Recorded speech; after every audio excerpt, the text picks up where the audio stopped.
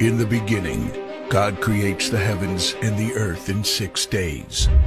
He makes Adam and Eve, who spend their days with God until they give in to temptation by eating from a forbidden tree.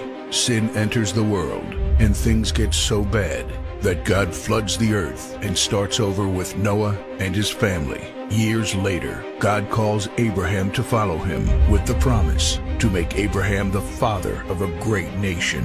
Abraham obeys, and God gives him a son, Isaac. Isaac's son Jacob has 12 sons. Joseph, Jacob's favorite, becomes second in command of Egypt. God uses him to save his entire family and Egypt from starvation. Hundreds of years later, the Israelites are slaves in Egypt.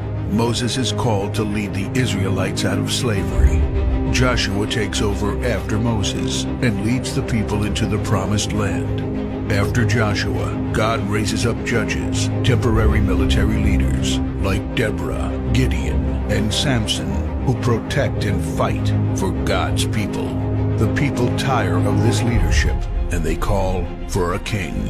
God gives Israel King Saul, King David, and then King Solomon.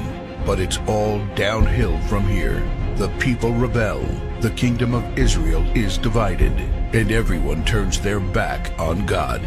Prophets like Elijah, Isaiah, Micah, and Jeremiah warn that if people don't repent of their sins, there will be consequences.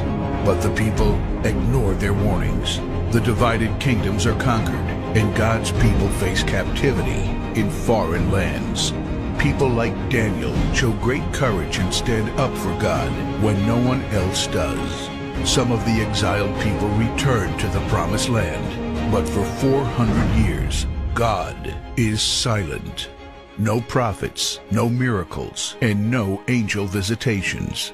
But then, the silence is broken when Jesus is born. He lives a perfect life, teaches truth, and performs miracles, proving He is God.